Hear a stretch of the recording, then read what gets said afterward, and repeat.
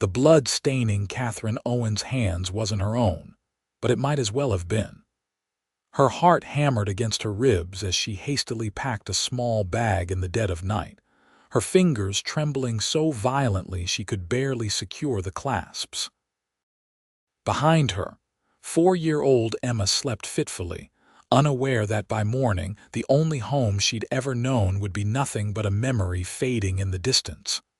Mama.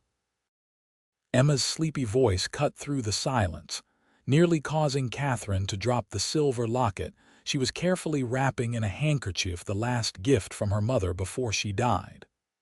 "Hush, sweetheart," Catherine whispered, crossing the room to stroke her daughter's golden curls.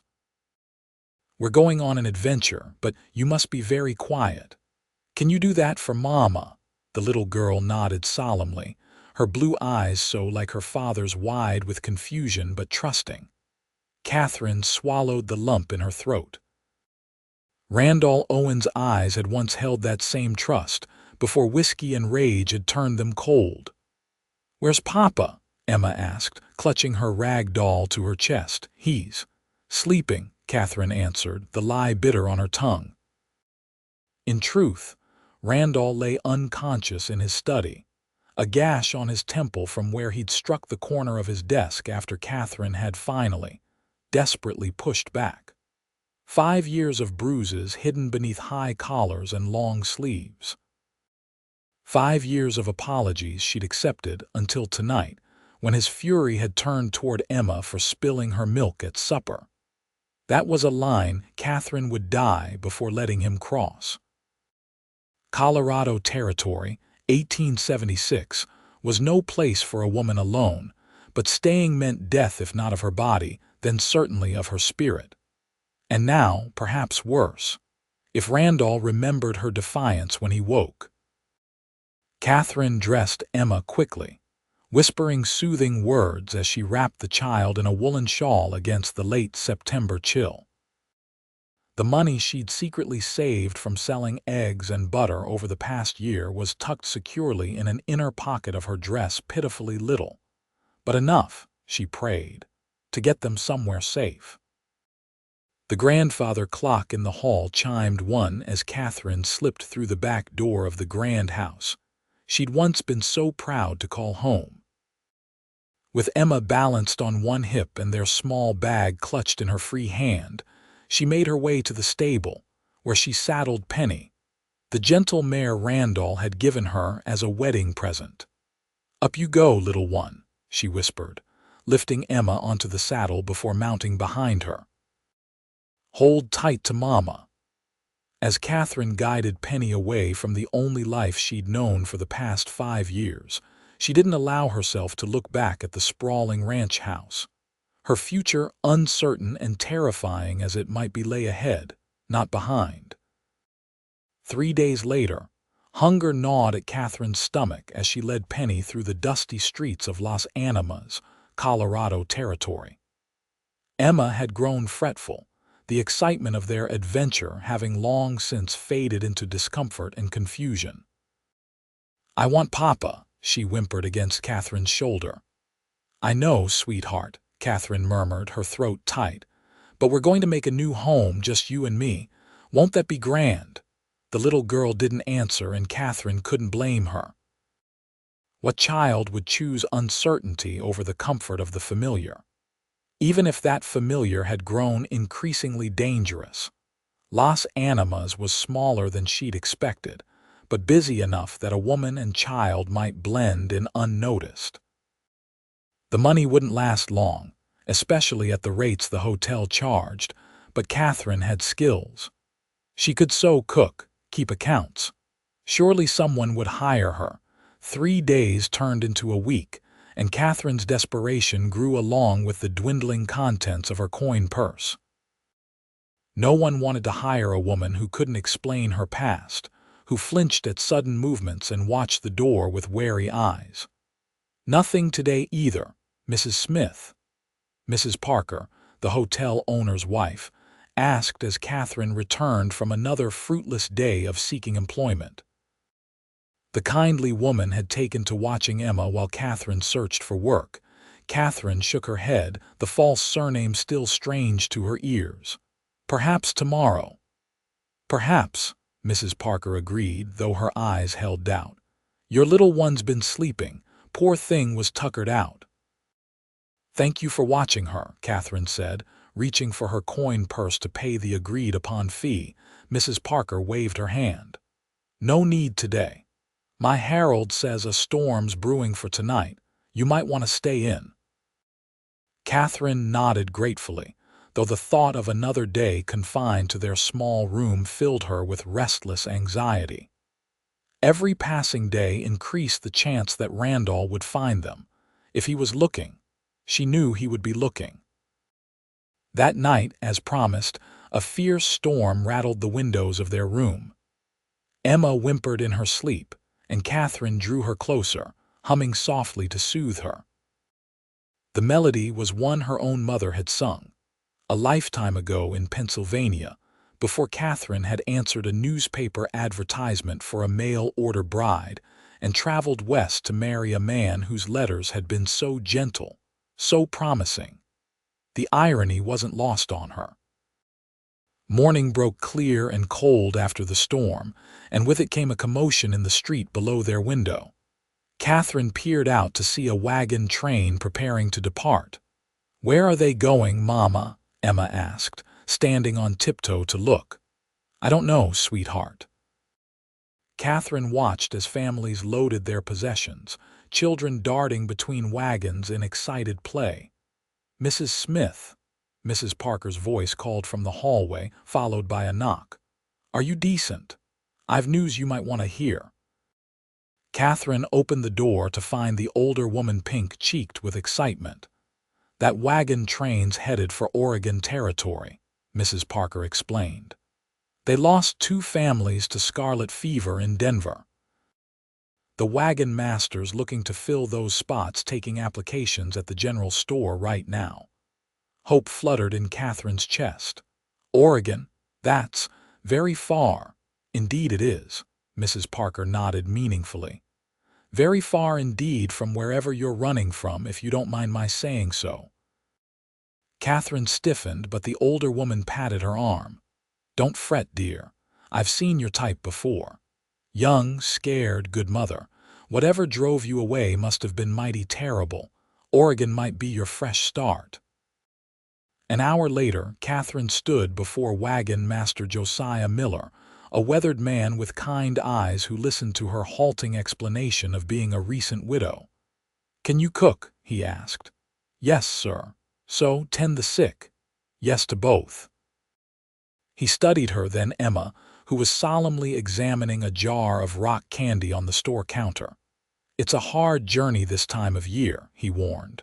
"We'll be racing winter through the mountains. Not ideal with a little one." "We're stronger than we look," Catherine replied, lifting her chin. A ghost of a smile crossed his face. "I believe that. $5 buys your spot. You'll need provisions. Can you manage that?" Catherine's heart sank. After the hotel costs and meager meals of the past week, she had barely $3 to her name. She began, but was interrupted by a deep voice from behind her. "Put her on my account, Josiah.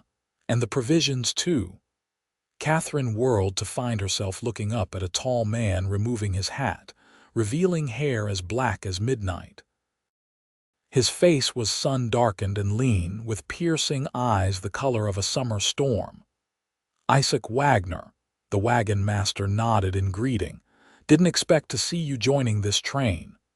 "Wasn't planning on it," the stranger Isaac replied, his gaze never leaving Catherine's face. "But I've business in Fort Hall and my usual routes washed out from the storm." "You know this lady?" Josiah asked, eyebrows raised. "No," Isaac admitted, "but I know trouble when I see it, and a mother and child alone need help, not questions." Catherine's cheeks burned with a mixture of gratitude and indignation. "I can't accept such charity, Mr. Wagner." His expression remained impassive. "Not charity, madam. You can repay me with work during the journey. I hear you can cook." "Yes, but good. I'm a terrible cook." Nearly poisoned myself last month."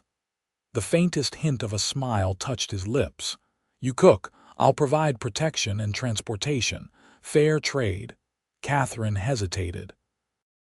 Every instinct warned against accepting help from a strange man. Yet without it, she and Emma would be trapped in Las Animas until Randall inevitably tracked them down. "Who are you, Mr. Wagner?" she asked quietly.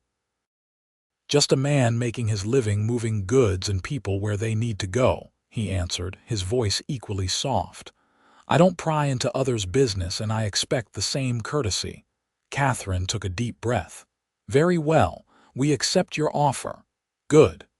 He turned to the wagon master. "When do we leave?" "Dawn tomorrow," Josiah replied. "You cutting it mighty close, Isaac." The tall man shrugged. "Always do." As they left the general store, Catherine's provisions now ordered on Isaac Wagner's account, she finally noticed the gun belt slung low on his hips, and the way other men stepped aside as he passed. Not with fear, exactly, but with a respectful wariness. "Mr. Wagner," she said hesitantly as they paused in the street, "I should know what sort of man is helping us." He studied her for a long moment, then crouched down to Emma's level. "What's your name, little miss?" "Emma," the child answered shyly. "Well, Emma, my name's Isaac." "Do you like horses?" She nodded enthusiastically. "Good, because I have two very fine horses who pull my wagon and they love apples. Would you like to meet them?" "Yes, please." He glanced up at Catherine. "If your mama says it's all right." Catherine nodded, and Isaac rose, leading them toward the outskirts of town where the wagon train was gathered. His own wagon stood slightly apart, larger than most, with a canvas cover stretched over wooden hoops and Wagner Transportation painted on the side. "You're a freighter?" Catherine asked. "Among other things," he replied. "I carry mail, goods, sometimes passengers between settlements. Been doing it for about 5 years now." "Is it dangerous?" His mouth quirked up at one corner. "Life is dangerous, Mrs. Smith, especially out here." Something in the way he emphasized her false name made Catherine's pulse quicken. "You don't believe that's my name?" "I believe it's the name you're using," he answered simply, "and that's good enough for me." They reached his wagon, where two magnificent chestnut horses stood harnessed. Isaac produced an apple from his pocket, cut it in half with a knife that appeared in his hand so quickly Catherine barely saw the movement, and handed one half to Emma. "Hold it flat on your palm," he instructed, guiding her small hand. "That's right." Emma giggled with delight as the nearest horse's velvety lips tickled her palm, taking the apple piece delicately. While Emma was occupied with the horses, Isaac turned to Catherine, his expression serious. "I don't know what you're running from, Mrs. Smith, but I've seen that look before. The Oregon Trail's no easy journey at the best of times, with winter coming and a child in tow." He trailed off. "We have no choice," Catherine replied simply. He studied her for a long moment. "There's always a choice, but I respect a woman brave enough to make hard ones." He glanced at Emma, then back to Catherine. "My wagon's comfortable. You and your daughter will ride with me. I'll sleep outside with the men." "That's not necessary," Catherine began. "It is," he cut her off. "Those other wagons are packed to the rafters with families. You need space of your own." Before she could argue further, a commotion erupted from the direction of town. Catherine turned to see a horseman galloping toward the wagon train, dust billowing behind him. Isaac's hand moved to his gun. "Stay here," he ordered quietly, stepping forward. The rider pulled his lathered horse to a stop before the gathered wagons, calling out, "I'm looking for Catherine Owens and her daughter." Dark hair, green eyes, traveling with a little blonde girl. Ice flooded Catherine's veins. How had Randall found them so quickly? But it wasn't Randall who dismounted and approached the wagon master. It was Randall's foreman, Luke Thompson, a man who had always treated Catherine with careful respect. "Mrs. Owens is wanted for the attempted murder of her husband," Luke announced loudly. "She attacked him in his sleep and fled with their child. There's a $50 reward for information leading to their return." Murmurs rippled through the gathering crowd. Catherine clutched Emma to her, backing toward Isaac's wagon, searching desperately for an escape. A strong hand closed around her upper arm, and she nearly cried out until she realized it was Isaac. Without a word, he guided her and Emma behind his wagon, then opened a concealed compartment built into its floor. "In here," he whispered. "Quickly." But Catherine began. "Trust me or don't," he said tersely. "But decide now." Catherine lifted Emma into the hidden space, then climbed in after her. Isaac closed the compartment, plunging them into darkness broken only by thin slivers of light through the wooden slats. Through the small gaps, Catherine watched as Isaac casually approached the search party, hands relaxed at his sides in a way that somehow made his proximity to his weapons more noticeable, not less. "Problem here?" he asked, his voice carrying clearly to where Catherine hid. Luke Thompson turned to face him. "Looking for a fugitive and her child. Randall Owens' wife attacked him, left him for dead. You seen a woman and little girl, dark-haired woman, blonde child." Isaac shook his head. "Lot of people passing through Las Animas. Can't say I've noticed anyone special." "The woman's dangerous," Luke insisted. "Mr. Owens may not survive his injuries." "That's so." Isaac's tone was neutral, but something in it made Catherine shiver. Must have been quite a woman to nearly kill a full-grown man, especially one as substantial as Randall Owens. Luke's eyes narrowed. "You know Owens," Isaac shrugged. "Carried mail to his ranch once or twice. Big man. Didn't strike me as someone who'd fall to a woman's hand easily." "She took him by surprise in his sleep." Luke's voice hardened. "Coward's way. Or a desperate one's," Isaac countered softly. "Wagon trains heading out at dawn. You're welcome to search every wagon if the master allows it, but I haven't seen your fugitives." Catherine held her breath as Luke seemed to consider this, his gaze lingering on Isaac's impassive face. "I'll be watching this train's departure," Luke finally said, "and sending telegraphs ahead to every stop." "As is your right," Isaac nodded. "Good hunting." As Luke and his men rode away, Catherine exhaled shakily, clutching Emma close in their hiding place. Above them, she heard footsteps approach, then the compartment opened. Isaac's face appeared, his expression grim. "I think you'd better tell me the truth now, Mrs. Owens." Catherine's throat went dry as Isaac helped her and Emma from the hiding place, his eyes never leaving her face. Once they were standing in the shadow of the wagon, he crossed his arms. "Attempted murder is a serious charge," he said quietly.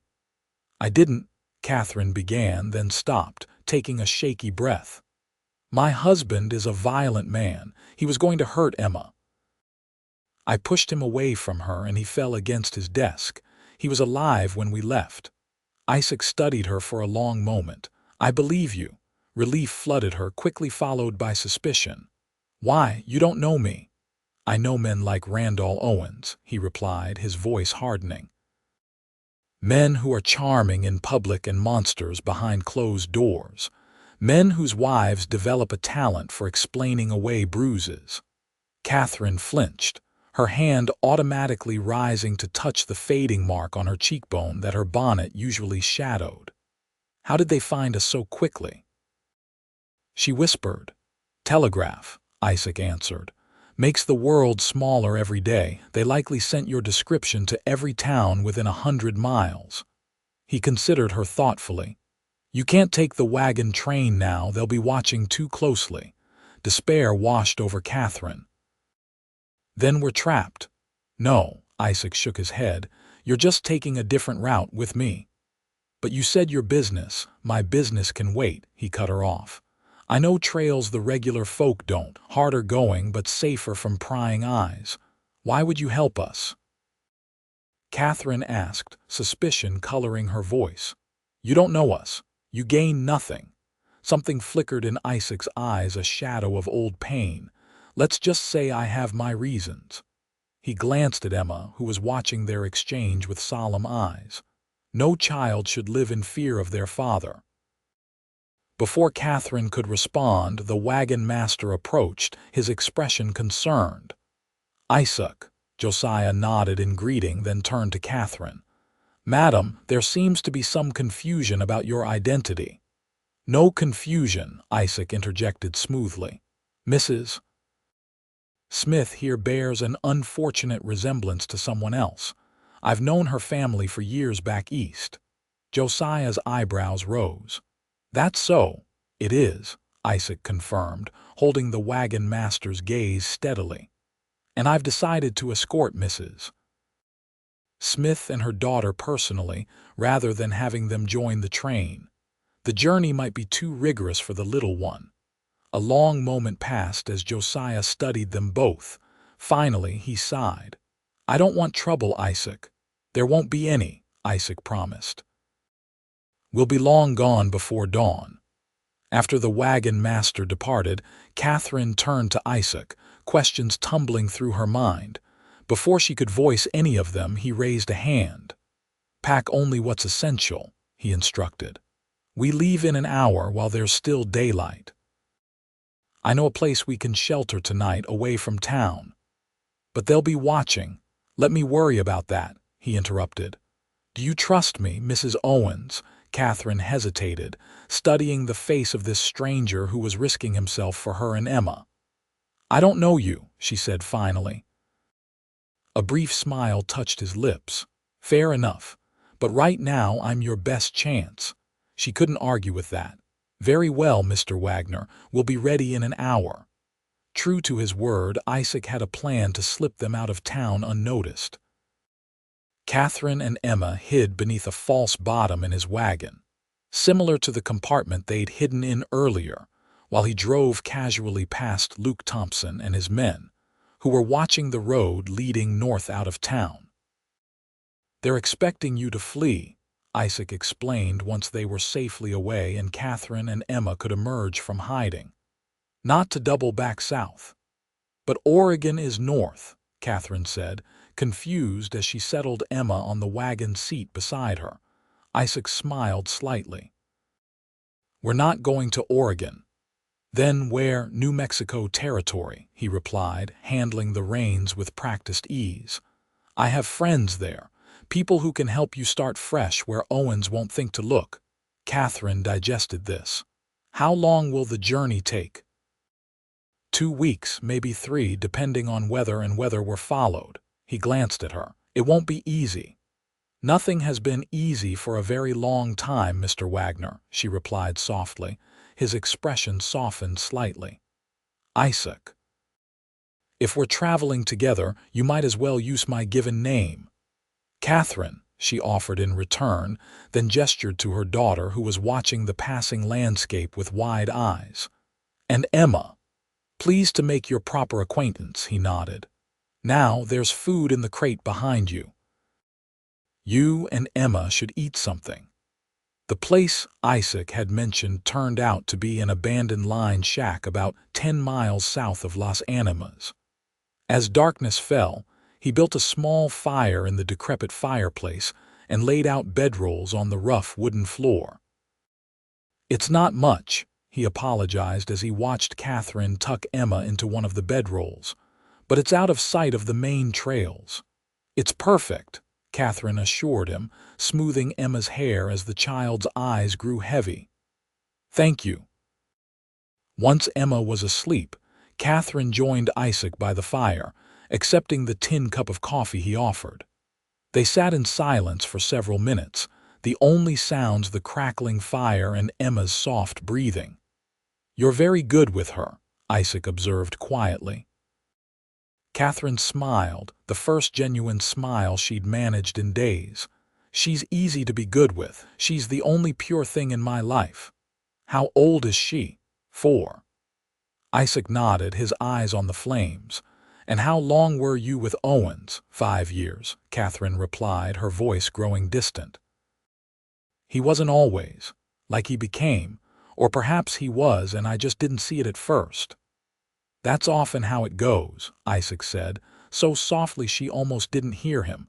Catherine studied his profile, the strong lines of his face illuminated by the firelight. "You speak as though from experience." He was silent for so long she thought he wouldn't answer. Finally, he said, "My mother lived with a man like Owens. My stepfather." His jaw tightened. "I was 12 when she died from one of his beatings." "I'm so sorry," Catherine whispered, understanding now why he'd been so quick to help her. Isaac shrugged, but the casualness of the gesture was belied by the tension in his shoulders. "It was a long time ago. What happened to him?" "Your stepfather." Something dangerous flickered in Isaac's eyes. "He met with an unfortunate accident shortly thereafter." The implications hung in the silence between them. Catherine should have been frightened, sitting alone in an abandoned shack with a man who had just all but admitted to killing his stepfather. Instead, she felt oddly safe for the first time in years. "We should sleep," Isaac said abruptly, setting his cup aside. "Dawn comes early and we need to cover ground before Owen's men figure out we've slipped their net." "You'll be hunted too now," Catherine pointed out, "for helping us." Isaac's mouth curved in a humorless smile. "I'm used to it." Morning arrived cold and clear, with frost riming the sparse grass around the lined shack. Isaac was already outside when Catherine woke, the smell of coffee and cooking bacon drawing her from her bedroll. "Morning," he greeted her, looking up from the small fire he'd built outside.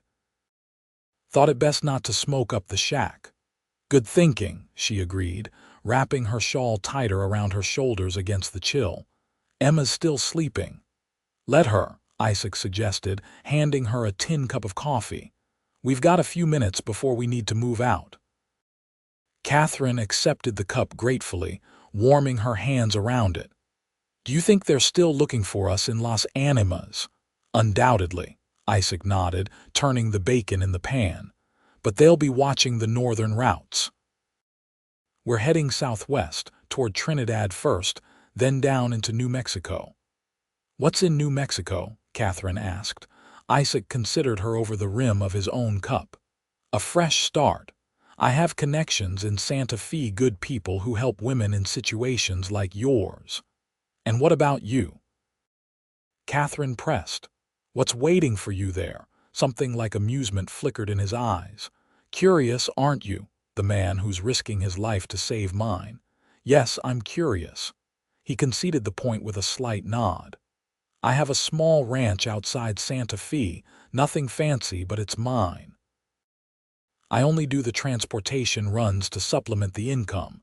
This surprised Catherine. Somehow, she'd imagined Isaac Wagner as perpetually on the move, rootless and solitary. "You don't seem the ranching type," she observed. "No," his mouth quirked. "What type do I seem?" Catherine studied him, the capable hands, the watchful eyes, the gun worn with such comfortable familiarity. "Dangerous," she answered honestly. He laughed, a short, rusty sound as if it wasn't used often. "Fair assessment." Before their conversation could continue, Emma's sleepy voice called from inside the shack. Catherine rose to fetch her daughter, and by the time they returned, Isaac had breakfast plated and waiting. "Eat up," he instructed them. "We've got a long day ahead." The next week passed in a rhythm of travel by day and camping by night. Isaac proved to be a skilled guide, taking them along game trails and forgotten paths that rarely saw human traffic. He was quiet but not unfriendly, answering Emma's endless questions with patient good humor, and showing her how to identify animal tracks and edible plants. With Catherine, he maintained a respectful distance, both physically and emotionally. He never pressed for details about her life with Randall, though she found herself volunteering small pieces of her story as the days passed. In return, he shared bits of his own history growing up in Missouri, fighting briefly for the Union during the war though he'd been barely 16, drifting west afterward. "How did you end up with a ranch in New Mexico?" Catherine asked one evening as they sat by the campfire. Emma was already asleep in the wagon, exhausted from a day where Isaac had taught her to fish in a small stream. "Won it in a poker game," he replied, the firelight casting shadows across his face. "The previous owner was more attached to his cards than his land." "You're a gambler, then?" she asked, unable to keep a note of disapproval from her voice. Randall's gambling had been one of the many vices that had led to his violent temper. Isaac seemed to read her thoughts. "Not anymore. I learned early that cards and whiskey make poor masters." He prodded the fire with a stick. "That game was the last one I played. Seemed like a sign when I won something I'd been saving for anyway. And the transportation business, a way to keep my hand in the wider world," he explained. "The ranch is peaceful but sometimes too quiet." Catherine could understand that. Despite the constant fear of pursuit, there was something freeing about their journey, the open spaces, the beauty of the wild country they traversed, the simple focus on survival. "You're good at this," she observed. "Taking care of people." Isaac looked genuinely surprised. "Never thought of it that way." "Well, you are," she insisted. "Emma adores you." A shadow crossed his face. "Children are easy, they haven't learned to be suspicious yet." "And adults have," Catherine challenged gently. His eyes met hers across the fire. "Haven't they? You certainly have." She couldn't deny it. "Yes, but I'm learning to trust again. You've given me reason to." Something vulnerable flickered in his expression before he looked away. "Don't make me into something I'm not, Catherine." "And what are you, Isaac Wagner?" He was silent for a long moment. "A man with blood on his hands," he finally said. "Not all of it justified by self-defense or protection of others." Catherine absorbed this, remembering how easily he wore his gun, how men seemed to recognize something in him that warranted caution. "The war."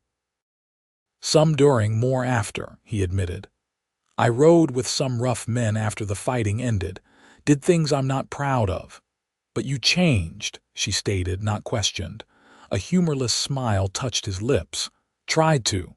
The past has a way of following, though." "I understand that better than most," Catherine said softly. Their eyes met again, and something shifted between them, a recognition of shared wounds, of battles fought both within and without. For the first time since they'd met, Catherine saw Isaac not as her rescuer but as a fellow survivor. Before either could speak again, a distant sound caught Isaac's attention. He stiffened, head turning toward the north, listening intently. "What is it?" Catherine whispered, suddenly alert to the tension in his posture. "Riders," he replied, rising smoothly to his feet. "Could be nothing, but we can't take chances. Wake Emma and get in the wagon. We're moving." Catherine didn't question him, hurrying to gather Emma, who whimpered sleepily at being disturbed. Isaac had already doused the fire and was hitching the horses to the wagon with practiced efficiency. "Where are we going?" Catherine asked as he helped her and Emma into the wagon. "There's a canyon about 3 miles ahead," he explained, his voice low. "Good place to hide if we're being followed." The night journey was tense, with Isaac pushing the horses harder than he had during their previous travels. Emma, sensing the adult's anxiety, clung to Catherine silently, her eyes wide in the darkness. The canyon proved to be a narrow slash in the earth, barely wide enough for the wagon in places. Isaac guided the horses with expert precision, finally pulling them to a stop in a small alcove where the canyon widened slightly. "We'll wait here until dawn," he decided, setting the brake. "If anyone's following, they'll have a hard time tracking us through this terrain at night." Catherine nodded, settling Emma more comfortably against her. "Do you really think it's Randall's men?" Isaac's expression was grim in the faint moonlight filtering into the canyon. "I think we need to be careful. We're still in Colorado territory. His influence reaches far here." The night passed slowly, with Isaac taking watch from a high point above their hiding place. By dawn, there had been no sign of pursuers, but Isaac remained cautious. "We'll stay off the main trails," he declared as they prepared to continue their journey.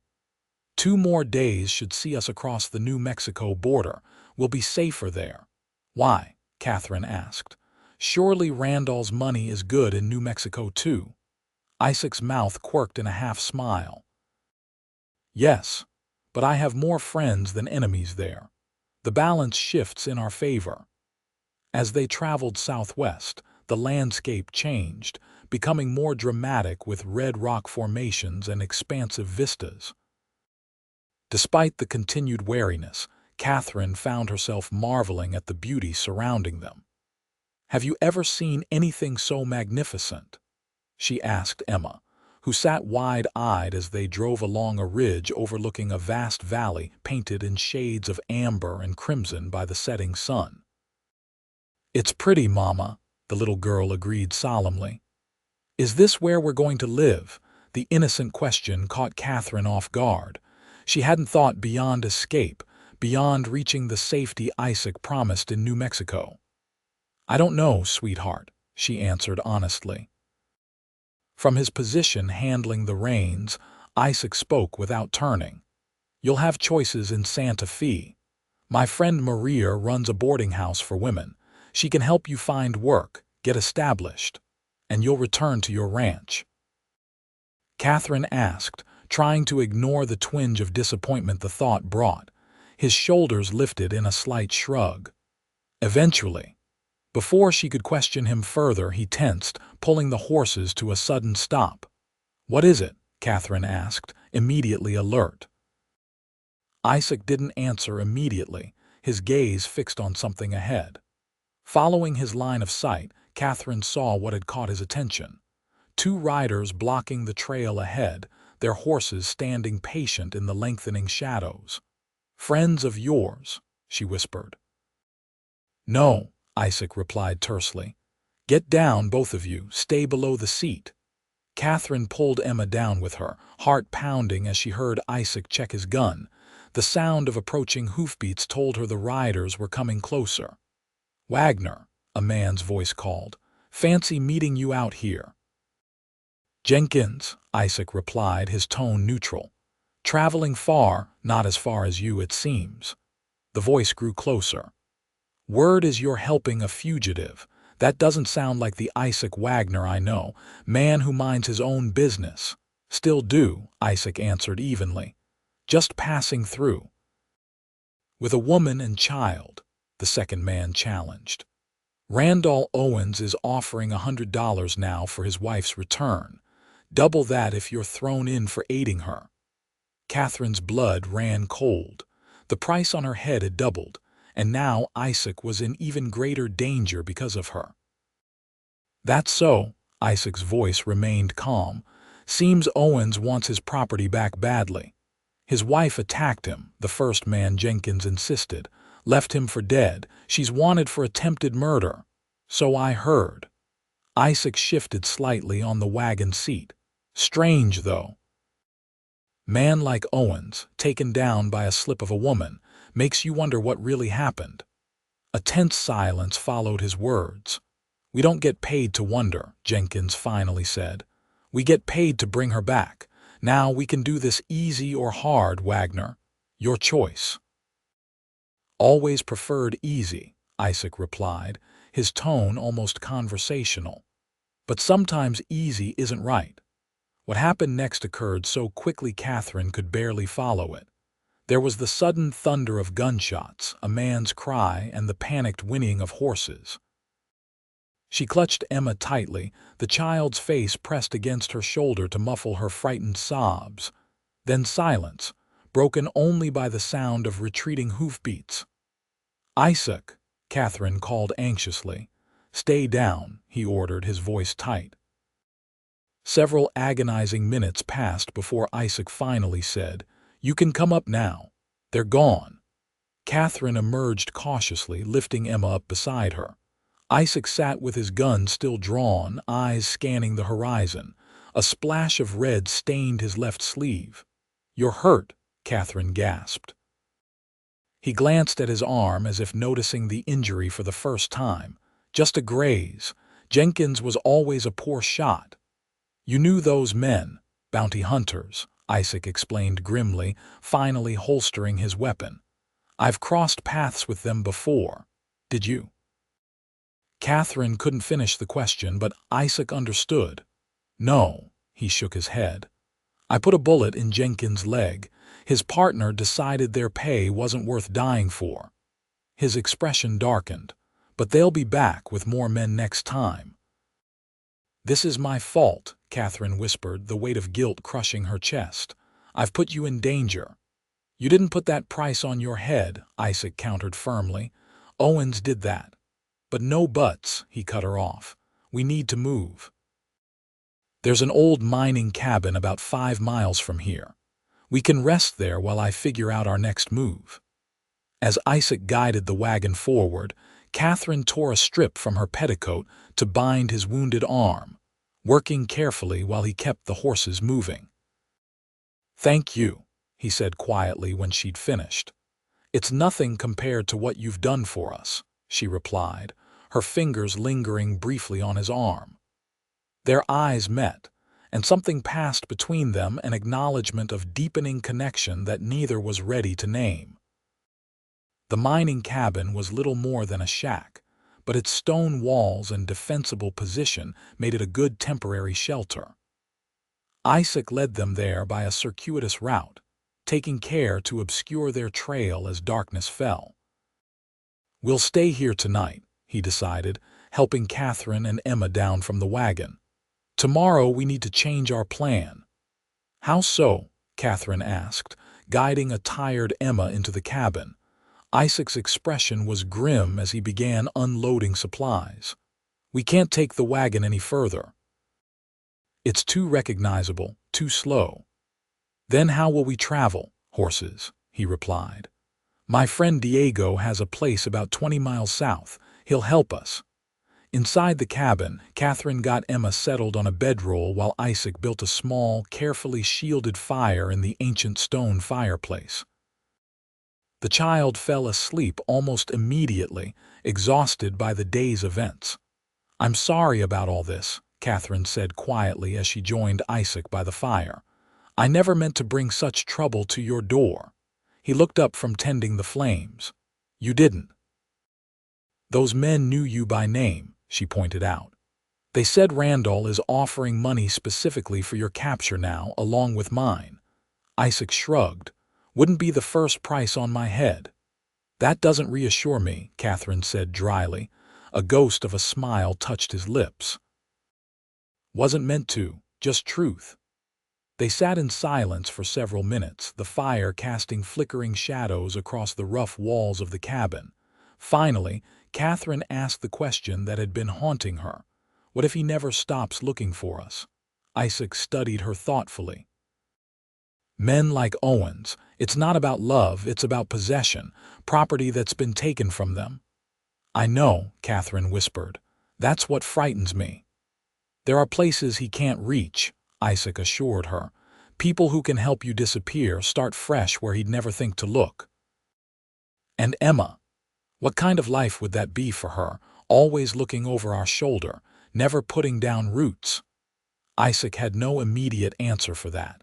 Instead, he rose and moved to the cabin's single window, peering out into the darkness. "I had a sister," he said suddenly, his back still turned to Catherine. "Younger than me.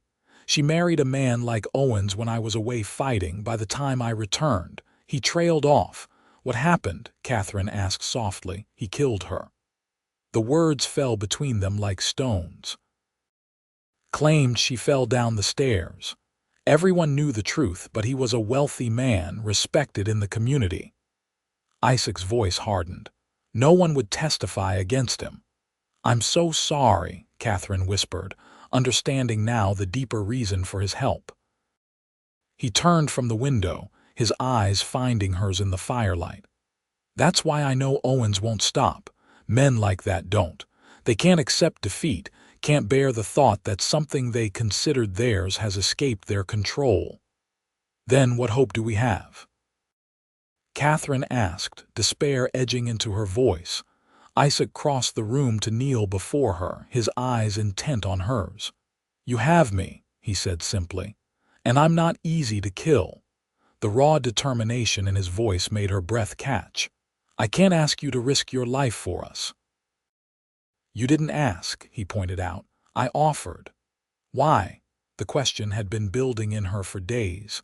"You could have left us in Las Animas or handed us over to those bounty hunters. Your life would be simpler." "Simpler isn't always better," he replied. Then with a wry smile, "Besides, I've grown rather attached to you both." The admission, casual as it seemed, sent warmth spreading through Catherine's chest. Before she could respond, Isaac continued more seriously. "We should get some rest. Dawn comes early and we have a hard ride ahead." As Catherine settled beside Emma on their shared bedroll, she watched Isaac position himself near the door, gun close at hand. Despite the danger surrounding them, she felt safe in his presence, safer than she had in years. With that thought warming her, she drifted into sleep. Morning came with a thin drizzle of rain that quickly turned the dusty ground to mud. Isaac was already awake and watchful when Catherine opened her eyes, his expression telling her he'd slept little, if at all. "We need to move soon," he said without preamble. "I don't like the feel of things this morning." Catherine nodded, quickly rousing Emma and helping her dress. They ate a hasty breakfast of jerky and hardtack, washing it down with water from their canteens. "The horses are ready," Isaac announced, returning from outside. "We'll leave the wagon. If they find it, it might buy us some time while they search the area." "Won't your friend miss it?" Catherine asked, gathering their meager possessions. Isaac's mouth quirked. "He'll understand. Diego and I go back a long way." Outside, Catherine found 2 horses saddled and waiting Isaac's own mount and one of the wagon team. "Emma will ride with me," Isaac explained, lifting the child onto his horse with practiced ease. "You'll take Star here. She's steady and sure-footed." Catherine approached the chestnut mare with some trepidation.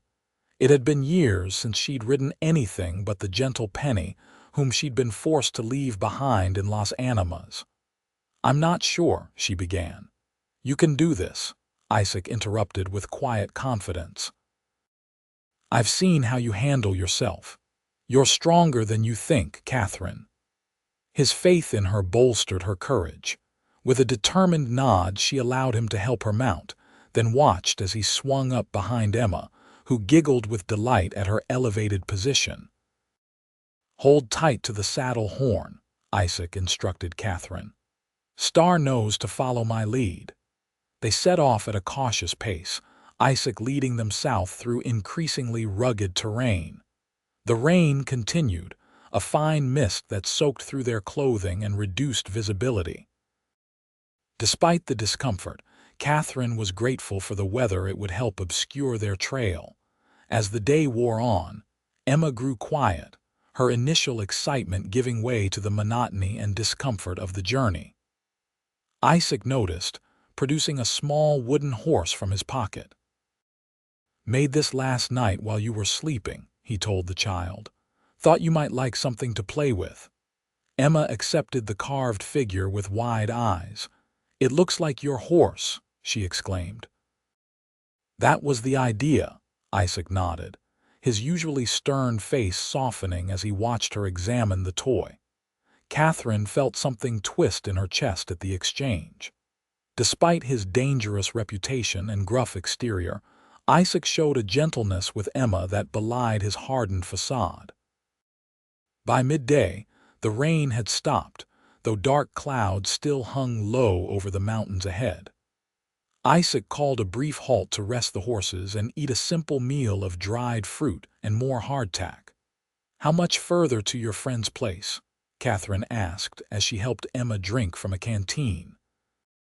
"We should reach it by nightfall," Isaac replied, scanning the horizon with narrowed eyes. "If we keep a steady pace." "And then what?" The question that had been hovering between them for days. Isaac met her gaze directly. "Then we get you across the border into New Mexico. From there, we have options." Catherine couldn't help emphasizing the word. Something flickered in his eyes, uncertainty, perhaps. "If you want my continued help," he clarified, "I won't impose where I'm not wanted." The thought of continuing without him sent a spike of fear through Catherine that had nothing to do with Randall or bounty hunters. In the short time they'd been together, Isaac had become her anchor in a storm-tossed world. "I want your help," she said quietly. "Emma and I both do." Relief crossed his face briefly before his customary guard returned. "Good. Then we should—" He stopped abruptly, head tilted as he listened. Catherine heard it a moment later, the distant thunder of hoofbeats, multiple riders approaching fast. "Trouble," Isaac said tersely, moving with sudden urgency. "Mount up." Now, Catherine didn't question him, hurrying to get Emma back on Isaac's horse while he gathered their belongings. Within moments they were moving again, pushing the horses harder than before as they headed toward a line of rocky bluffs to the southeast. "Who is it?" Catherine called, struggling to keep up as Star followed Isaac's mount. "Don't know," he called back. "But they're riding too hard for ordinary travelers." The sound of pursuit grew louder behind them. Isaac led them into increasingly difficult terrain, using the landscape to their advantage as they wove between rock formations and across shallow stream beds. Despite his efforts, the riders continued to gain on them. Catherine's heart hammered in her chest as she pushed Star to keep pace, the horse's sides heaving with exertion. "There." Isaac suddenly pointed ahead to a narrow opening in the bluffs, a slot canyon barely wide enough for a horse and rider. "Head for that gap." Catherine urged Star forward, following as Isaac and Emma disappeared into the narrow passage. The walls of red stone rose on either side, creating a shadowy corridor that twisted deeper into the earth. Behind them, shouts echoed as their pursuers spotted their escape route. Gunshots rang out, bullets whining off the stone walls around them. "Keep going." Isaac called, his voice tight with urgency. The canyon twisted and turned, sometimes narrowing until Catherine's skirts brushed the walls on either side. Star picked her way carefully over the rocky ground, snorting nervously at each echoing gunshot. Suddenly, the passage opened into a small box canyon, a natural enclosure with steep walls on three sides. Isaac pulled his horse to a halt, quickly dismounting with Emma in his arms. "It's a dead end," Catherine gasped, terror clawing at her throat as she slid from Star's back. "No," Isaac shook his head, pointing to a narrow crevice in the far wall. "There's a way through there, leads to the other side of the ridge. The horses can't make it, but we can." More shouts reached them, closer now. Isaac thrust Emma into Catherine's arms. "Take her through," he ordered, drawing his gun. "I'll hold them off, buy you time." "No," Catherine protested. "You'll be killed." "I'll be right behind you," he promised, his eyes meeting hers with fierce intensity. "Catherine, you need to go. Now." "Isaac, please," he said, his voice softening for just a moment. "Keep her safe." The plea broke through her panic. With a jerky nod, Catherine turned and ran for the crevice, clutching Emma tightly against her chest. "What about Isaac?" Emma cried as Catherine pushed her into the narrow opening. "He's coming," Catherine assured her, praying it wasn't a lie. "We need to hurry, sweetheart." The passage was tight and dark, requiring them to turn sideways in places. Emma whimpered but moved bravely forward as Catherine urged her on. Behind them, Gunfire erupted several shots in quick succession, then answering fire. Catherine's heart was in her throat as they finally emerged on the other side, finding themselves on a rocky slope overlooking a broad valley.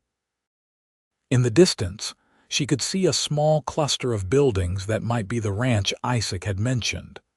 "We wait for Isaac," she decided, pulling Emma into the shelter of a large boulder. "Just for a few minutes." Those minutes stretched painfully as Catherine strained to hear any sound from the passage. The gunfire had stopped, leaving an ominous silence. "Mama, I'm scared," Emma whispered, clutching her wooden horse. "I know, sweetheart," Catherine soothed, trying to keep her own fear from her voice. "But Isaac is very brave and very clever. He'll come." Just as she was beginning to lose hope, a sound from the crevice made her tense. Catherine pushed Emma behind her, searching frantically for a weapon and finding only a loose rock. A figure emerged from the passage, and Catherine nearly sobbed with relief when she recognized Isaac. He was dusty and disheveled, a fresh cut bleeding on his cheek, but very much alive. "Isaac!" Emma cried, darting forward before Catherine could stop her.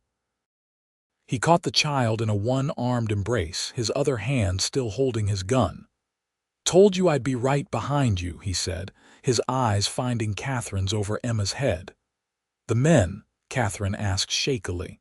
"Won't be following," Isaac replied grimly, "but there'll be others. We need to reach Diego's before dark." The journey down the slope was treacherous, with loose rocks threatening their footing at every step. Isaac led the way, carrying Emma when the terrain became too difficult for her small legs. By the time they reached level ground, the sun was low in the sky, painting the valley in golden light. "There," Isaac pointed to the distant buildings. "Diego's ranch. Another hour's walk if we push." Catherine nodded wearily, gathering her remaining strength. Her feet were blistered, her dress torn and muddy, but the promise of sanctuary kept her moving forward. As they approached the ranch, a rider came out to meet them, a tall man with silver streaking his black hair, mounted on a magnificent palomino. "Isaac," the man called in greeting, his voice carrying a hint of accent. "I was beginning to think you weren't coming." "Got delayed," Isaac replied dryly. "These are my friends I told you about, Catherine and Emma." Diego's dark eyes assessed them quickly, taking in their bedraggled appearance and exhausted faces. "Señora Niña," he nodded respectfully. "My home is yours." Then to Isaac, "Trouble follows always," Isaac confirmed. "Lost the horses." Diego shrugged. "Horses can be replaced, friends cannot." He whistled, and two ranch hands appeared from the direction of the main house. "Miguel, Juan, escort our guests. I will speak with Isaac." Catherine found herself gently but firmly guided toward the ranch house, a whitewashed adobe structure with a wide veranda. Emma stumbled beside her, nearly asleep on her feet after the day's exertions. Inside, they were met by a middle-aged woman with kind eyes who introduced herself as Alina, Diego's wife. Without asking questions, she showed them to a small bedroom with a real bed, the first Catherine had seen in weeks. "Rest," Alina instructed, bringing warm water and clean towels. "Food will come later." Too exhausted to argue, Catherine helped Emma wash, then tucked her into the bed. The child was asleep almost instantly, her small face peaceful for the first time in days. Catherine had just finished washing her own face and hands when a knock came at the door. Opening it, she found Isaac waiting, freshly cleaned and with a bandage on his cheek. "You're all right?" she asked anxiously. "Fine," he assured her. "Diego's sending men to watch the trails. We should be safe here for tonight at least." Relief washed over Catherine, bringing with it a wave of delayed reaction that made her legs suddenly unsteady. Isaac caught her arm as she swayed, guiding her to sit on the edge of the bed. "You need rest," he said gently. So do you, she countered, noting the fatigue lines etched around his eyes. When was the last time you slept? A faint smile touched his lips. I'll sleep when we reach New Mexico. Isaac? Catherine began, then faltered, unsure how to express the tumult of emotions his presence evoked in her. Gratitude seemed inadequate for a man who had repeatedly risked his life for her and Emma. He seemed to understand her unspoken thoughts. You should sleep, he said softly. We'll talk in the morning. As he turned to leave, Catherine caught his hand. Thank you, she whispered, for everything. Isaac's fingers tightened briefly around hers. Get some rest, Catherine. After he left, Catherine slipped into bed beside Emma, the child automatically curling against her side. Despite her exhaustion, sleep proved elusive as she replayed the events of the day: the chase, the gunfire, the fear of losing Isaac. Somewhere between those thoughts, she finally drifted off, her hand still feeling the lingering warmth of his touch. Morning brought the smell of coffee and cooking, drawing Catherine from a deep, dreamless sleep. Emma was already awake beside her, playing quietly with her wooden horse. Good morning, sweetheart, Catherine murmured, brushing the child's tangled curls from her face. Did you sleep well? Emma nodded. Isaac's friend has dogs, Mama. I saw them from the window. Did you now? Catherine smiled, sitting up to look where Emma pointed. Through the small window, she could see a fenced yard where several dogs lounged in the early sunlight. A soft knock at the door announced Alina, bearing a tray with breakfast and clean clothes for them both. The men are meeting, she explained as she helped Emma into a simple dress that must have belonged to her own daughter. Many decisions to make. What kind of decisions? Catherine asked, accepting the cup of coffee gratefully. Alina's expression grew serious. Your husband has many friends in Colorado. His reach is long. Isaac and Diego discuss how to get you safely away. The reminder of the danger still pursuing them dampened Catherine's momentary sense of peace. Where is Isaac now? In the study with my husband, Alina replied. They asked not to be disturbed, but I will tell Isaac you are awake when they finish. After Alina departed, Catherine helped Emma finish dressing, then donned the simple skirt and blouse provided for her. They were plain but clean and fit well enough to be comfortable. Can we see the dogs? Emma asked hopefully. Catherine hesitated, unsure of the protocols in this strange household, but eventually nodded. We'll stay close to the house, though. No wandering. The morning air was cool and fresh as they stepped onto the veranda. The ranch spread before them, a well-kept property with several outbuildings, corrals, and in the distance, grazing cattle. It reminded Catherine painfully of the home she'd fled, though Diego's ranch was smaller and less ostentatious than Randall's sprawling estate.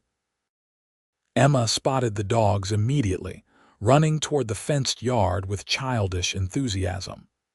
Catherine followed more slowly, watchful for any sign of danger despite the ranch's peaceful appearance.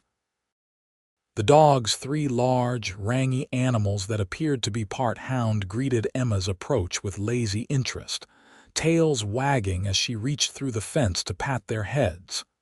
Careful, sweetheart, Catherine cautioned. They don't know us. They're friendly, a deep voice said from behind her. Catherine turned to find Isaac watching them, his lean frame silhouetted against the morning sun. He looked rested, the hard lines of his face softened somewhat. Good morning, she greeted him. Alina said you were meeting with Diego. Just finished, he nodded, coming to stand beside her. We've been making plans. What kind of plans? Catherine asked, tension creeping back into her shoulders. Isaac's expression was carefully neutral. Diego has contacts who can get us across the border safely. From there, we head to Santa Fe. And then? The question that had hovered between them for days. Then you have choices, he replied.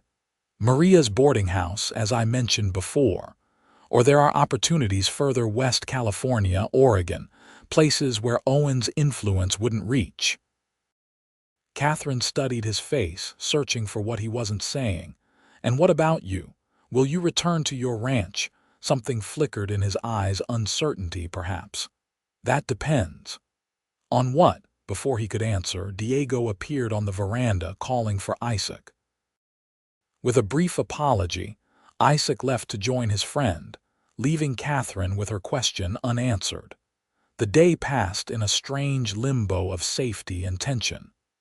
Diego's ranch was well guarded, with men patrolling the boundaries and watching the approaches. Emma delighted in exploring the immediate surroundings under Alina's watchful eye, while Catherine helped with household tasks, grateful for the normalcy of women's work after weeks of flight. Isaac was absent for much of the day, conferring with Diego and his men. When Catherine did see him, he seemed preoccupied, his customary watchfulness heightened to a state of constant alertness. That evening, after Emma had been tucked into bed, Catherine found Isaac on the veranda, staring out at the darkening landscape. A half-empty glass of whiskey sat on the railing beside him. "Is something wrong?" she asked, coming to stand beside him. He didn't look at her immediately. "Word came from town. There's a new wanted poster out for you and for me." Catherine's heart sank. "What does it say?" "That I kidnapped you and Emma," Isaac replied, his voice flat. "That I'm holding you against your will." "That's absurd," Catherine protested. "Is it?" He finally turned to face her, his expression troubled. "A respectable woman and her child traveling with a man of my reputation." "It's not hard to believe. For anyone who spent 5 minutes with us, it would be," Catherine countered firmly. "Emma adores you and I." She hesitated, suddenly unsure of how to define what she felt for this complex man who had risked everything for them. "You what?" Isaac prompted softly when she didn't continue. Catherine met his gaze directly. "I trust you with my life, with Emma's life. That should tell you everything you need to know." Something shifted in his eyes, a softening, a warming. "It does," he acknowledged. "But the world sees what it expects to see, and Owens is using that to his advantage." "What does this mean for our plans?" Isaac sighed, running a hand through his hair. "It complicates things. We'll need to be even more careful crossing into New Mexico after that." He trailed off. "After that, what?" Catherine pressed. He was silent for a long moment. "After that, we may need to consider that my presence in your life puts you at as much risk as it provides protection." The implication hit Catherine like a physical blow. "You're thinking of leaving us once we reach New Mexico." "I'm thinking of what's best for you and Emma," he corrected gently. "And you believe that's not you," she stated, fighting to keep her voice steady. Isaac's gaze was troubled as it met hers. "I believe you deserve a chance at a normal life. One without gunfights and bounty hunters. One where Emma can go to school without looking over her shoulder."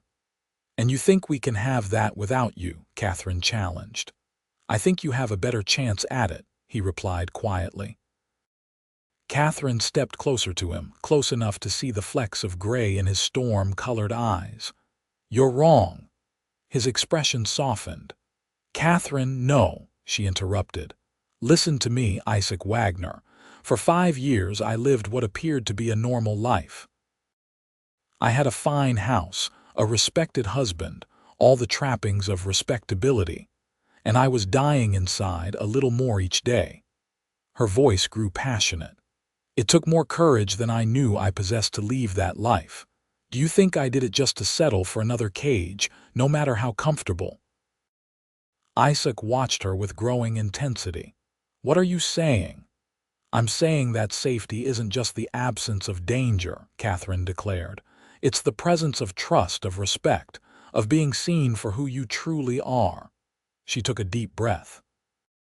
"I feel safer with you in the midst of danger than I ever felt with Randall in that grand house." The admission hung between them, changing the very air they breathed. Isaac's gaze never left her face as he absorbed her words. "You don't know everything about me," he said finally, his voice low. "The things I've done, I know enough," Catherine cut him off. "I know you're a good man who's made mistakes, who hasn't." A ghost of a smile touched his lips. "Most people's mistakes don't involve gunfights." "Perhaps not," she conceded, "but the past is the past. I'm more concerned with the future." "And what future do you see, Catherine?" Isaac asked, something vulnerable flickering in his expression. The question caught her off guard, not because she hadn't thought about it, but because she'd thought of little else these past days. Images flashed through her mind. Emma growing up strong and fearless, herself finding purpose beyond mere survival, and Isaac. Isaac a constant presence, his quiet strength a foundation for them both. "I see possibilities," she answered honestly. "For the first time in years, I see a life worth fighting for, not just surviving but living." She met his gaze directly. "And I see you in that life, Isaac, if you want to be." The words hung between them, a declaration and a question all at once. Isaac's expression transformed, the guardedness falling away to reveal something raw and hopeful that took her breath away. "I want to be," he said simply. "God help me, I want that more than anything." Catherine wasn't sure who moved first, but suddenly she was in his arms, his lips finding hers in a kiss that spoke of longing too long denied. She wound her arms around his neck, answering his passion with her own, feeling truly alive for the first time in memory. When they finally parted, Isaac rested his forehead against hers, his breath warm on her skin. "This won't be easy," he warned softly. "Owens won't give up. My past has enemies of its own." "Nothing worth having comes easily," Catherine replied, her hands still resting on his shoulders. "But we're stronger together than apart." Isaac smiled, a real smile that transformed his entire face. "Yes, we are." A discreet cough interrupted the moment. They turned to find Diego watching them with a knowing expression. "Forgive the interruption," the ranch owner said, not looking particularly sorry, "but we have news. The men Owens sent have been spotted in Trinidad. They'll be here by tomorrow." Isaac's arm tightened protectively around Catherine's waist. "Then we move tonight." Diego nodded. "Everything is arranged. Elena is packing food and supplies. You leave in an hour." After Diego departed, Isaac turned back to Catherine, his expression serious. "Are you sure about this, about us? There's still time to choose a different path." Catherine reached up to touch his face, tracing the scar on his cheek with gentle fingers. "I've never been more sure of anything in my life." His eyes darkened with emotion. "Then let's go wake Emma. We have a future to reach." An hour later, Catherine sat beside Isaac in a small wagon, Emma sleeping between them wrapped in a blanket. Diego had provided fresh horses, supplies, and most importantly, a guide who knew secret trails across the border into New Mexico territory. "Keep to the riverbeds where you can," Diego instructed as they prepared to depart. "The rain last week has left them dry but soft, harder to track." Isaac clasped his friend's hand. "I owe you." Diego shook his head. "You would do the same. Now go before the moon rises too high." Their guide, a young Mexican man named Carlos who spoke little English, led them southwest through the darkness, following trails invisible to Catherine's eyes. Emma slept through most of the journey, lulled by the rocking of the wagon and exhausted from the day's adventures. "How far to the border?" Catherine asked quietly as they paused to rest the horses near midnight. "Another few hours," Isaac replied, scanning the darkness behind them. "We'll cross before dawn if all goes well."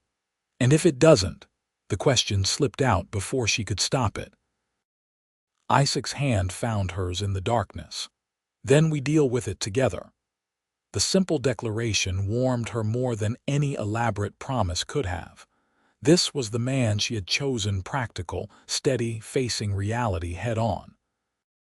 They continued their journey through the night, following Carlos along dry creek beds and through narrow canyons. As the eastern sky began to lighten with the first hint of dawn, their guide pointed to a distant ridgeline. "New Mexico," he said simply. Relief flooded Catherine.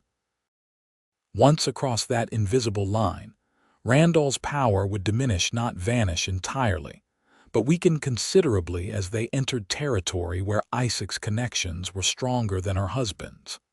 The sun was just cresting the horizon when Carlos suddenly raised his hand, signaling a halt. He tilted his head, listening intently, then murmured something urgent to Isaac. "Riders," Isaac translated grimly. "Coming fast from the north." Catherine's heart sank. Randall's men, most likely. Isaac's expression hardened as he made a rapid decision. "Carlos will take you and Emma across the border. There's a small settlement about 5 miles beyond Santo Domingo. Wait for me there." "What about you?" Catherine asked, though she already knew the answer. "I'll delay them," Isaac replied, checking his gun. "Buy you time to get safely across." "No," Catherine shook her head firmly. "We stay together." "Catherine, no," she repeated more forcefully. "I won't let you sacrifice yourself for us. We've come this far together. We cross that border together or not at all." Isaac studied her face, recognizing the determination in her eyes. Finally, he nodded. "All right, but we need to move fast." Carlos led them on a punishing pace toward the border, taking advantage of every bit of cover the landscape provided. The sound of pursuit grew steadily closer, multiple riders moving rapidly across the open terrain. "There," Isaac pointed ahead to a narrow pass between rocky outcroppings. "That's the border crossing. Once through, we'll have better ground for defense if needed." They pushed the tired horses harder, the wagon bouncing over the rough terrain. Emma woke, frightened by the jolting ride and the tension radiating from the adults. "It's all right, sweetheart," Catherine soothed, holding her close. "We're almost safe." The pass loomed closer, a natural gateway between territories. Behind them, their pursuers had come into view, 5 riders pushing their mounts hard. "They'll catch us before we reach the pass," Catherine realized with sinking heart. Isaac's jaw tightened as he made a swift calculation. "Carlos," he called to their guide, "take the reins." The young Mexican complied immediately, sliding into Isaac's place as the latter moved to the back of the wagon. "Keep driving, no matter what happens," Isaac instructed, checking his rifle. "Get them across that border." "Isaac, please," Catherine begged, turning to look at him. His eyes met hers, fierce and determined. "Trust me." Before she could respond, Isaac raised his rifle and fired a warning shot, deliberately high above the pursuers' heads. They scattered momentarily, slowing their approach. "That won't hold them long," he muttered, taking more careful aim for his second shot. The crack of the rifle echoed across the landscape as Isaac struck the lead rider's horse. The animal went down, sending its rider tumbling to the ground. The other pursuers pulled up, momentarily distracted by their companion's fall. "Now," Isaac urged Carlos. "Push the horses." The wagon surged forward as Carlos whipped the team into a gallop. The pass grew larger before them, the rocky walls providing the first real cover they'd had since sunrise. Behind them, the pursuit had resumed, the remaining riders fanning out to make themselves harder targets. A bullet whined past the wagon, embedding itself in the wooden seat inches from Catherine's thigh. "Get down," Isaac ordered, returning fire steadily. Catherine pulled Emma to the floor of the wagon, covering the child's body with her own as bullets flew around them. Through a gap in the wagon boards, she could see the pass approaching so close now, yet still agonizingly far. A sudden cry from Carlos made her look up. The young guide clutched his shoulder, blood seeping between his fingers, but he maintained his grip on the reins with his uninjured arm. "I've got it," Catherine declared, scrambling up to take the reins from him. Years of driving her own buggy on Randall's ranch came back to her as she urged the tired horses toward safety. "Almost there," Isaac encouraged, firing methodically at their pursuers, forcing them to keep their distance. The walls of the pass enveloped them suddenly, the temperature dropping as they entered the shadowed space between territories. Catherine guided the horses through the narrow passage, her heart hammering against her ribs. When they emerged on the other side, the landscape opened before them, the vast expanse of New Mexico territory, bathed in morning light. Behind them, the pursuit had halted at the entrance to the pass. "They've stopped," Catherine called to Isaac, hardly daring to believe it. Isaac watched the distant riders warily. "They know they're out of their jurisdiction. Doesn't mean they won't follow, but they'll be more cautious now." "We made it," Catherine breathed, the reality slowly sinking in. "We crossed the border." "We did," Isaac confirmed, coming to sit beside her as she guided the wagon toward the distant settlement. "But we can't stop yet. We need to reach Santo Domingo, get Carlos medical attention." The young guide was pale but conscious, pressing a cloth to his wounded shoulder. "Not bad," he assured them in his limited English. "I live." "Yes, you will," Catherine agreed firmly. "Thanks to you, so will we." The small settlement of Santo Domingo appeared as a cluster of adobe buildings nestled against a hillside. As they approached, Carlos directed them to a modest house on the outskirts, where an older woman emerged at the sound of the wagon. "My matter," Carlos explained weakly. The woman took in the situation at a glance: her wounded son, the exhausted travelers, the dust of pursuit still visible on their clothing. Without a word, she ushered them inside, calling instructions to other family members who appeared from various doorways. Within minutes, Carlos was being tended by his sister, a capable young woman who cleaned and bandaged his wound with practiced efficiency. Isaac and Catherine were provided with water to wash and cool drinks to refresh themselves, while Emma was promptly adopted by a group of curious children who showed no concern for language barriers in their play. "Your son saved our lives," Catherine told Carlos' mother in halting Spanish. "We are deeply grateful," the woman nodded, her dark eyes assessing Catherine thoughtfully. "Diego sent word you would come," she replied in accented but clear English. "Said you run from a cruel man," Catherine nodded, unable to deny the simple truth. "Good," the woman declared firmly. "Women should not stay with cruel men. My Carlos does right to help." While Carlos rested, Isaac conferred with the woman Maria Estela. She introduced herself about their next steps. Catherine caught fragments of their conversation as she helped Emma wash the dust of travel from her face and hands. Telegraph in town. 2 days to Santa Fe. Watching the roads. Finally, Isaac approached Catherine, his expression more relaxed than she'd seen it in days. "Maria Estela says we can rest here tonight. Her eldest son will guide us to Santa Fe tomorrow by a route that avoids the main roads." "Is it safe?" Catherine asked. "Safer than we've been," Isaac replied honestly. "Owens' men will be watching the border crossings and main trails, but the locals know paths they don't." That night, after a simple but hearty meal shared with Carlos' extended family, Catherine and Emma were given a small room with a clean bed. Isaac was offered similar accommodation, but he declined, preferring to sleep near the door where he could keep watch. As Catherine tucked Emma into bed, the child asked drowsily, "Are we going home now, Mama?" The innocent question caught Catherine by surprise. "What home do you mean, sweetheart?" Emma frowned thoughtfully. "Not Papa's house," she decided. "A new home with Isaac." Warmth bloomed in Catherine's chest. "Would you like that? A home with Isaac," the child nodded solemnly.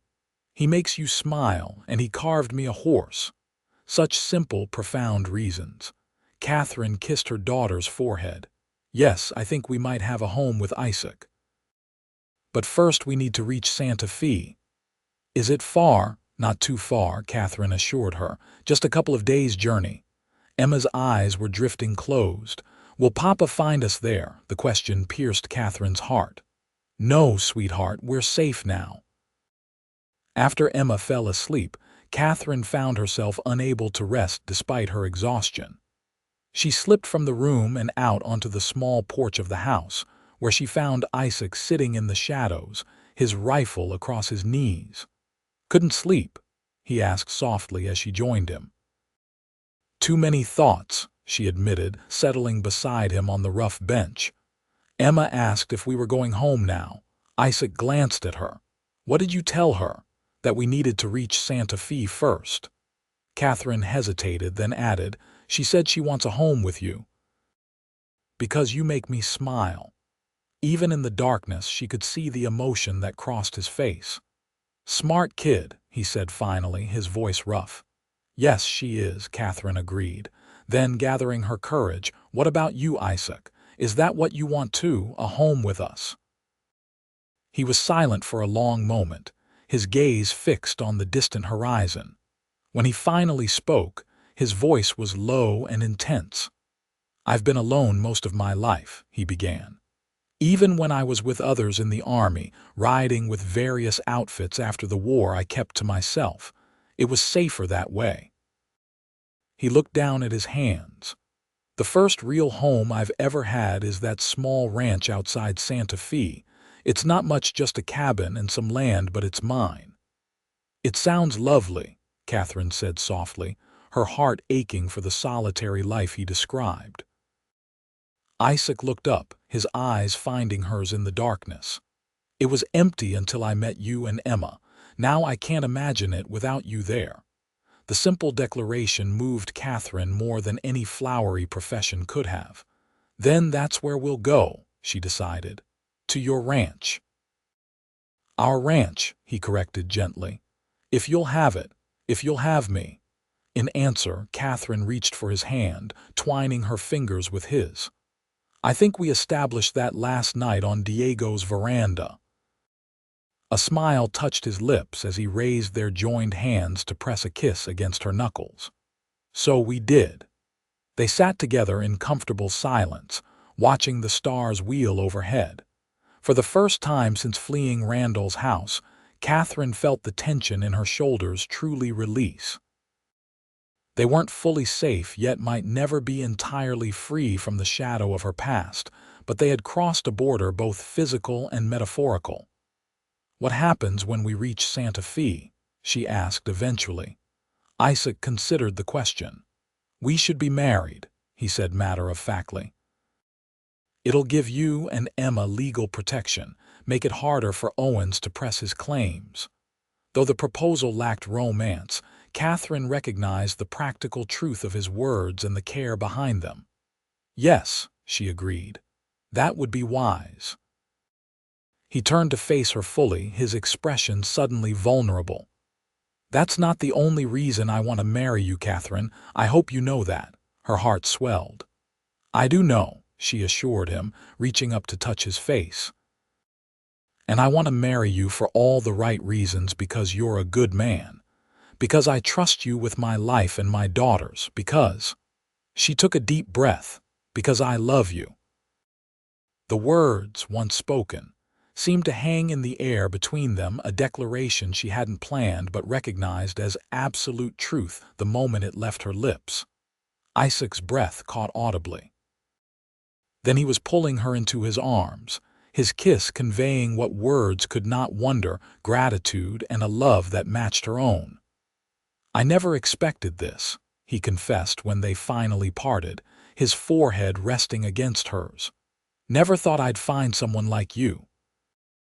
"Nor I you," Catherine whispered, "but I'm grateful every day that I did."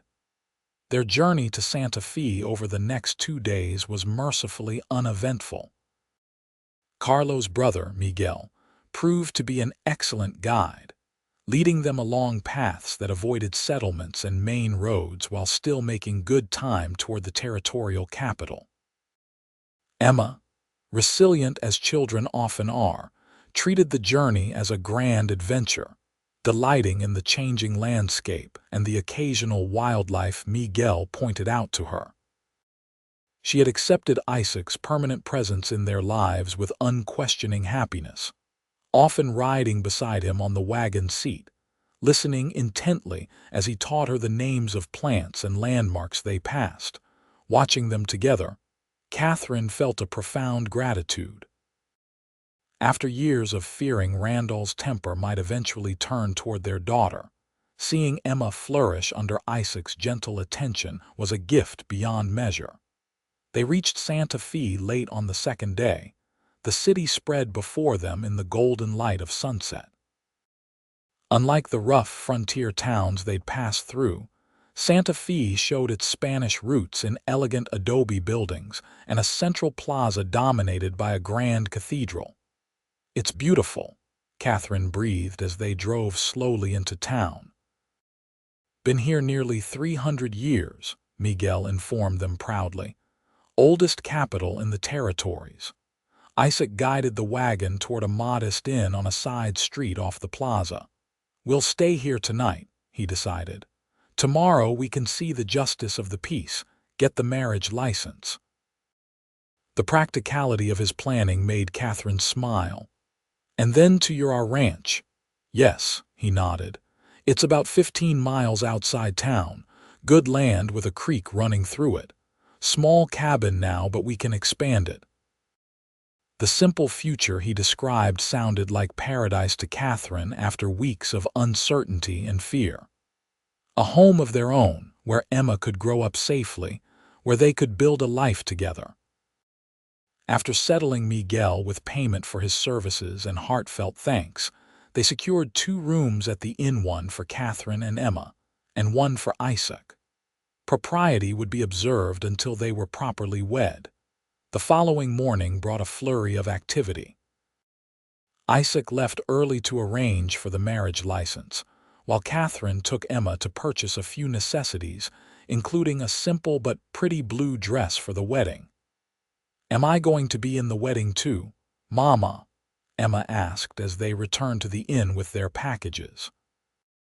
"Of course, sweetheart," Catherine assured her. "You're the most important part." Emma considered this solemnly.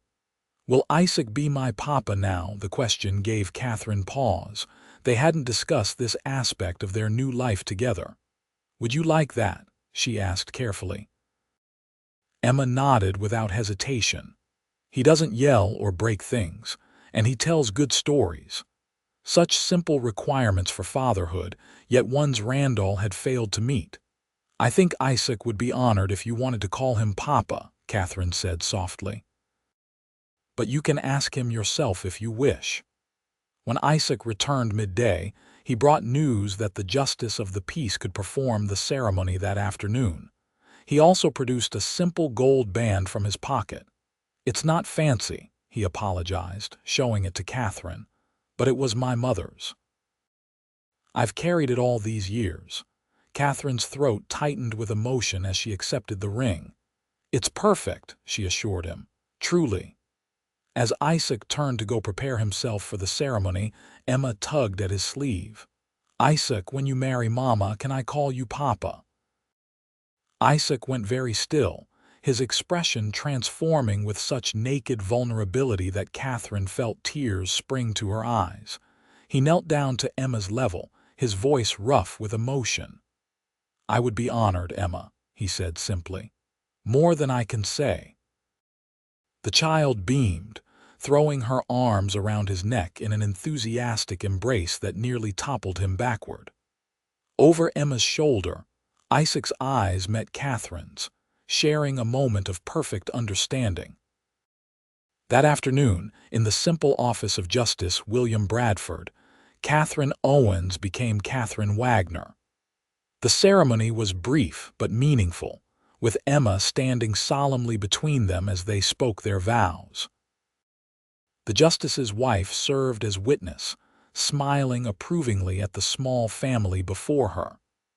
"By the authority vested in me by the territory of New Mexico, I now pronounce you husband and wife," Justice Bradford declared. "You may kiss your bride, Mr. Wagner." Isaac's kiss was gentle but filled with promise, his hands steady as they held hers. In that moment, Catherine felt the last shadows of her past life with Randall begin to recede. This was her future now, this good man, her precious daughter, the life they would build together.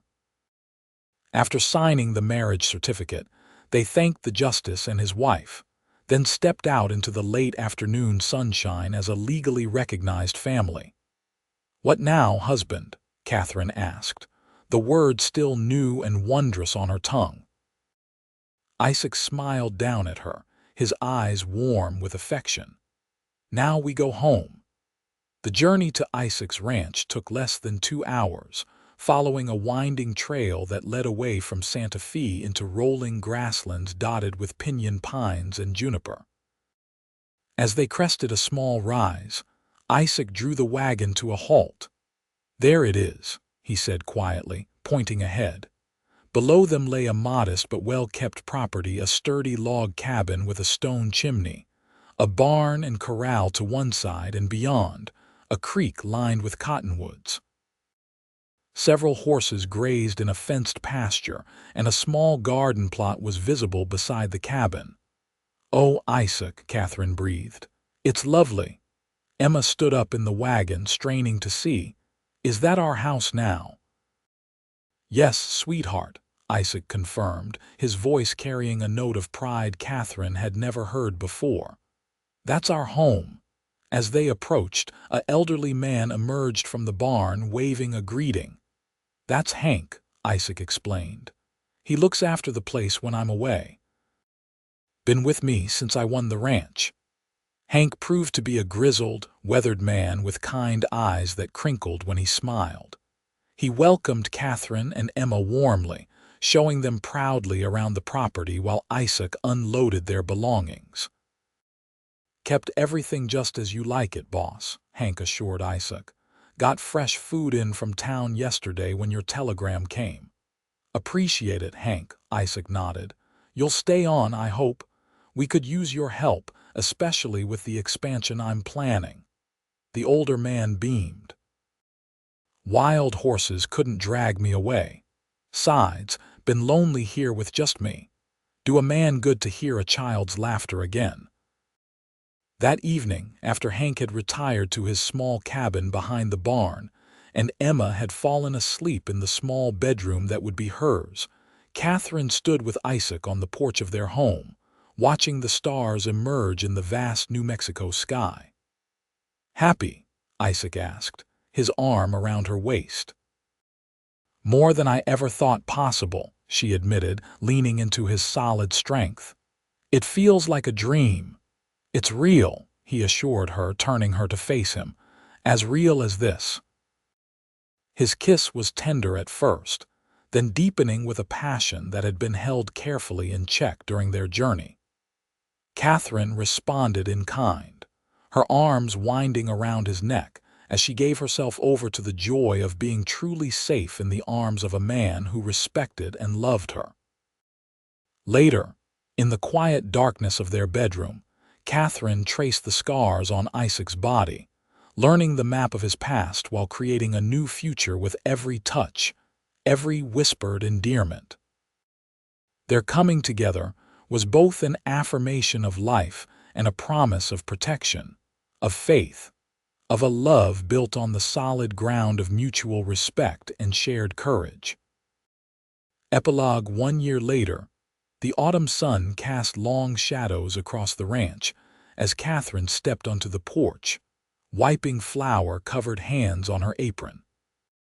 The property had changed considerably in the year since she and Emma had arrived. The cabin expanded to include a proper kitchen and another bedroom. The garden doubled in size, and a new woodshed built to shelter against the coming winter. Emma's laughter drew her attention to the corral, where Isaac was patiently teaching the 5-year-old to ride her own pony, a gentle bay named Cookie that had been her birthday gift the previous month. "Look, Mama," Emma called, waving excitedly. "I'm riding by myself. I see you, sweetheart." Catherine called back, smiling as Isaac walked alongside, one hand hovering near the child in case she lost her balance. The past year had brought changes both expected and surprising. The most significant had arrived just 3 months earlier, the official document from a Denver court declaring Randall Owens legally dead. A body had been discovered in the Arkansas River, badly decomposed but identified by personal effects as Catherine's first husband.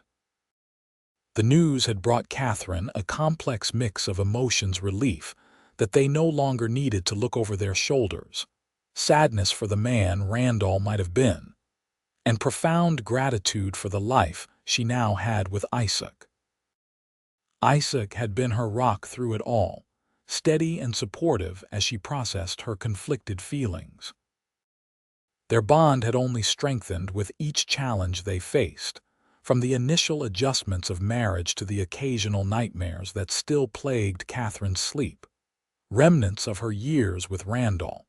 Watching him now with Emma, Catherine felt her heart swell with love and appreciation. He had proven to be everything Randall was not: patient, gentle, reliable.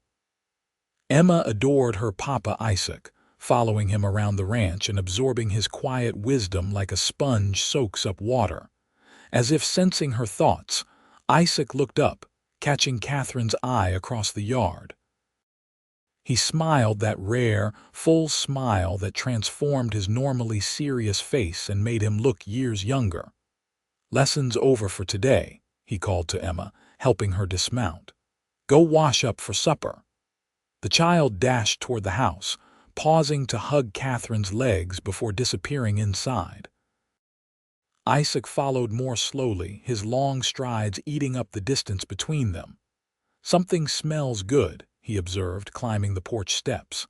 "Apple pie," Catherine informed him, "to celebrate." His eyebrows rose. "What are we celebrating?" Catherine smiled, taking his hands in hers. "Life." "Family." She paused, her smile deepening. "And a new addition coming next spring." Isaac went very still, his eyes searching her face. "Catherine, are you saying?" She nodded, joy bubbling through her. "Dr. Collins confirmed it yesterday when I went into town. We're having a baby." The wonder that spread across Isaac's face was something Catherine knew she would treasure forever. Without a word, he pulled her into his arms, his kiss conveying everything words could not: gratitude, love, and a fierce protectiveness for the new life they had created together. When they finally parted, he rested his hand gently against her still flat stomach. "A baby," he murmured, awe in his voice. "Are you happy?" Catherine asked, though she already knew the answer. "Beyond words," he assured her, his eyes suspiciously bright. "I never thought I'd have this: a family, a home, a child of my own blood." He shook his head in wonder. "You've given me everything, Catherine. We've given each other everything," she corrected gently. "A second chance, a new beginning." From inside the house, Emma called for them, her voice excited about something she'd discovered. Hand in hand, they turned to answer their daughter's summons, stepping through the doorway into the warmth of the home they'd built together. As Catherine crossed the threshold, she remembered the terror that had filled her that night a year ago when she'd fled Randall's house with Emma. The desperate fear, the uncertainty, the belief that she might never know safety again. How wrong she had been. Here, with Isaac and Emma, she had found not just safety but joy. Not just escape but purpose. Not just survival but life in its fullest measure. As Isaac squeezed her hand, Catherine squeezed back, a silent communication of all they'd overcome and all that lay ahead. Whatever challenges the future might hold, they would face them as they had faced the past together, with courage and unwavering faith in each other. The life Catherine had once fled in terror had led her, through hardship and danger, to the life she was always meant to have. And for that, she was eternally grateful.